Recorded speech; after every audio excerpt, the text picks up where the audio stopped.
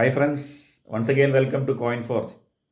കുറച്ച് നാളുകളായിട്ടുണ്ട് അല്ല നമ്മളൊരു കോയിൻ ഫോർജുമായിട്ടുള്ള അല്ലെങ്കിൽ കോയിൻ ഫോർജുമായിട്ട് റിലേറ്റ് ചെയ്തിട്ടുള്ളൊരു വീഡിയോ ചെയ്തിട്ട്.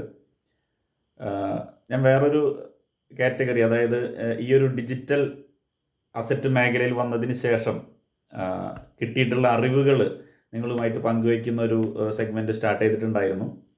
എനിവേ, സപ്പോർട്ടിന് എല്ലാവർക്കും ഒരുപാട് താങ്ക്സ്.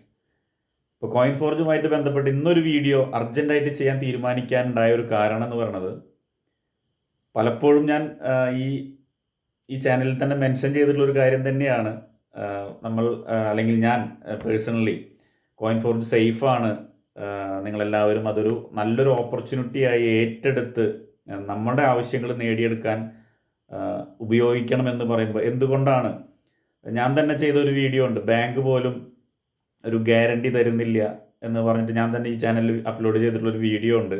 ആ സമയത്ത് അങ്ങനെ താങ്കൾ തന്നെ ഒരു വീഡിയോ ചെയ്തിട്ട് എന്തുകൊണ്ടാണ് കോയിൻ ഫോർജ് സേഫാണ് അല്ലെങ്കിൽ ഒരു ഗ്യാരണ്ടീഡ് ആയിട്ട് നമുക്ക് ചെയ്യാൻ പറ്റുന്ന ഒരു പ്രൊജക്റ്റാണ് എന്ന് പറയുന്നതൊക്കെ കുറേ ചോദ്യങ്ങൾ വന്നിട്ടുണ്ടായിരുന്നു. എനിവേ, ഇന്നുകൂടി ഒരുപാട് എക്സ്പീരിയൻസ് അതുപോലെ ഷെയർ ചെയ്തിട്ടുണ്ട്. ഒരുപാട് കൺസെപ്റ്റുകളിൽ പണം പോയിട്ടുള്ള, നഷ്ടപ്പെട്ടിട്ടുള്ള ഒരു വ്യക്തി അല്ലെങ്കിൽ വ്യക്തികൾ സംസാരിച്ചിട്ടുണ്ട്. ഇതിലൊക്കെ പറയാനുള്ള ഒരൊറ്റ കാര്യമുള്ളൂ. വളരെ സിമ്പിളായിട്ട് പറയുകയാണെങ്കിൽ, പണം നഷ്ടപ്പെട്ടിട്ടുള്ള പ്രൊജക്റ്റുകളൊക്കെ നോക്കിക്കഴിഞ്ഞാൽ നമുക്കറിയാം, അവർ ഏത് പ്രൊജക്റ്റാണോ അവർ പബ്ലിക്കിൽ നിന്ന് ഫണ്ട് കളക്ട് ചെയ്തിട്ടുണ്ടായിരിക്കും.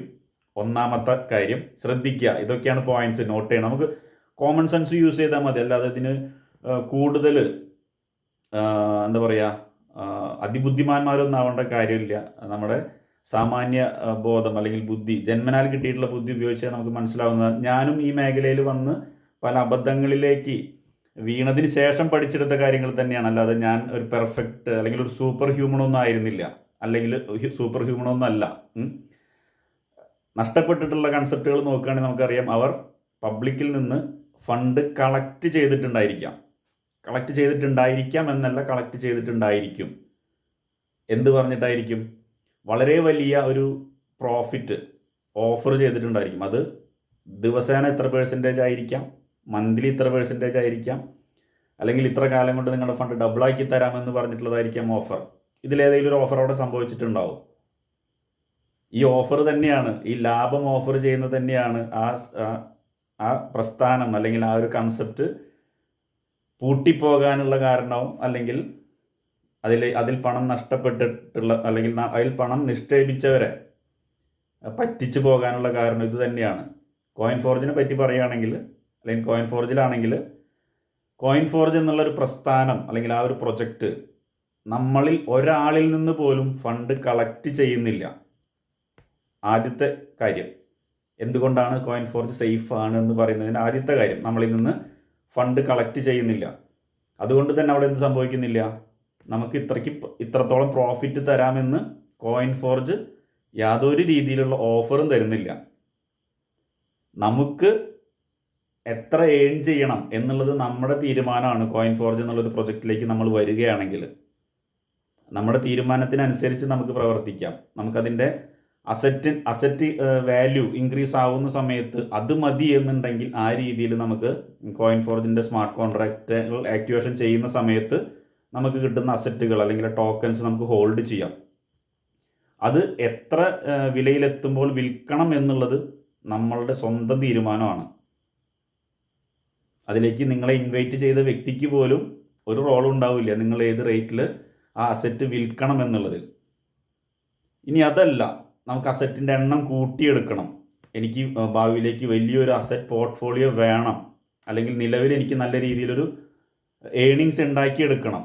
ഇത് രണ്ടും ഒരേ സമയം നടക്കുന്നതാണ്. നമ്മൾ ഇപ്പോൾ ഏണിങ്സ് എടുക്കാൻ ശ്രമിക്കുകയാണെങ്കിൽ, ഒരു അഫിലിയേറ്റ് സിസ്റ്റത്തിലൂടെയാണ് കോയിൻ ഫോർജ് ഡെവലപ്പ് ആവുന്നത്. ആ ഒരു ശ്രമം നമ്മൾ നടത്തുകയാണെങ്കിൽ നിലവിൽ സ്പോട്ടിൽ നമുക്ക് ലിക്വിഡ് ക്യാഷ് ഇൻകം കിട്ടും, നമ്മുടെ ഭാവിയിലേക്കുള്ള അസറ്റ് പോർട്ട്ഫോളിയോ ഡെവലപ്പ് ആവുന്നു, അല്ലെങ്കിൽ അസറ്റിൻ്റെ എണ്ണം കൂടുന്നുണ്ട്. സ്വാഭാവികമായിട്ടും ആ ഒരു കോയിൻ്റെ വില എത്രത്തോളം വർദ്ധിക്കുന്നു അതിനനുസരിച്ച് നമ്മുടെ അസറ്റ് വാല്യൂ കൂടുന്നുണ്ടായിരിക്കും. ഇതേ ഉള്ളൂ. അപ്പോൾ നമ്മളാണ് കോയിൻ ഫോർജ് എങ്ങനെ യൂസ് ചെയ്യണമെന്ന് തീരുമാനിക്കേണ്ട ആളുകൾ.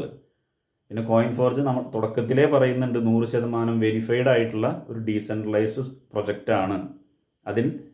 അതിൻ്റെ സിസ്റ്റത്തിൽ അല്ലെങ്കിൽ അതിൻ്റെ പ്ലാനിൽ യാതൊരു മാറ്റവും വരില്ല എന്നുള്ളത് തന്നെയാണ് ഗ്യാരണ്ടി. അപ്പോൾ ആ സിസ്റ്റം യൂസ് ചെയ്തുകൊണ്ട് നമ്മുടെ ആവശ്യം എന്താണോ, നമുക്ക് ഫ്യൂച്ചറിലേക്കുള്ള ഒരു ഇൻവെസ്റ്റ്മെൻ്റ് ആണോ ആവശ്യം, സ്വാഭാവികമായിട്ട് ഇൻവെസ്റ്റ്മെൻറ്റിൻ്റെ കാര്യം എന്ന് പറയുന്നത് ആ സമയത്ത് അല്ലെങ്കിൽ ആ ഇൻവെസ്റ്റ്മെൻറ്റ് എന്തിലാണോ നമ്മൾ ഇൻവെസ്റ്റ് ചെയ്തിട്ടുള്ളത് അതിൻ്റെ ഫ്യൂച്ചറിനെ ഡിപ്പെൻഡ് ചെയ്തിട്ടിരിക്കും അതിൽ നിന്ന് നമുക്ക് ലഭിക്കുന്ന റിട്ടേൺസ്. ഇത് മാത്രമേ മനസ്സിലാക്കേണ്ട കാര്യമുള്ളൂ.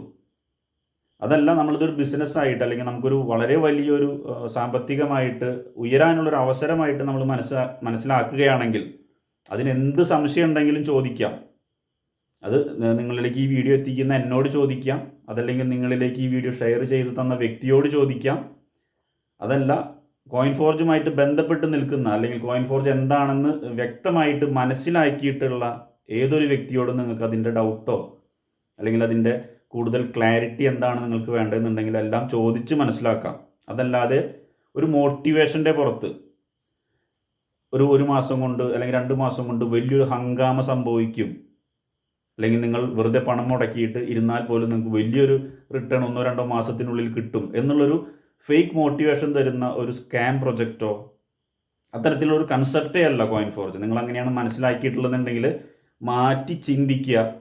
ഒന്നുകൂടി നിങ്ങളിലേക്ക് ഈ ഒരു പ്രൊജക്റ്റ് ആരാണോ എത്തിച്ചിട്ടുള്ളത് അദ്ദേഹവുമായിട്ട് വളരെ വ്യക്തമായിട്ട് സംസാരിക്കുക. നിങ്ങൾക്ക് എന്തുറപ്പാണോ വേണ്ടത്, എന്ത് ക്ലാരിറ്റി ആണോ വേണ്ടത് എന്നുള്ളത് നിങ്ങളിലേക്ക് ആ പ്രൊജക്റ്റ് എത്തിച്ച് തന്ന വ്യക്തിക്ക് നിങ്ങൾക്ക് തരാനായിട്ട് സാധിക്കും. സോ ഇപ്പോൾ അതിൻ്റെ കോയിൻ്റെ ഡിസ്ട്രിബ്യൂഷനൊക്കെ നോക്കുകയാണെങ്കിൽ മാക്സിമം ലെവലിലാണ് പോയിക്കൊണ്ടിരിക്കുന്നത്. അപ്പോൾ അതൊക്കെ മാക്സിമം സ്പീഡിൽ കളക്ട് ചെയ്യുക. കാരണം ഒരു പ്രൊജക്റ്റ് നമ്മൾ ഏറ്റെടുത്തിട്ടുണ്ടെങ്കിൽ അതിൻ്റെ മാക്സിമം ബെനിഫിറ്റ് എടുക്കുക എന്നുള്ളതാണ് മെയിനായിട്ടുള്ള കാര്യം. അപ്പോൾ കോയിൻ ഫോർജിനെ സംബന്ധിച്ച് നിലവിൽ നമുക്ക് സമ്പാദിക്കാൻ പറ്റുന്നതിൻ്റെ ഒപ്പം തന്നെ മാക്സിമം കോയിൻ അല്ലെങ്കിൽ മാക്സിമം ഫ്യൂച്ചറിലേക്കുള്ള അസറ്റ് കളക്ട് ചെയ്യുക എന്നുള്ളത് കൂടി നമ്മളെ ലക്ഷ്യമായിരിക്കണം. അപ്പോൾ അതിന് വേണ്ടിയിട്ട് എല്ലാവരും പ്രയത്നിക്കുക, പ്രവർത്തിക്കുക, നേടിയെടുക്കുക. Okay, wish you all the best. Thank you.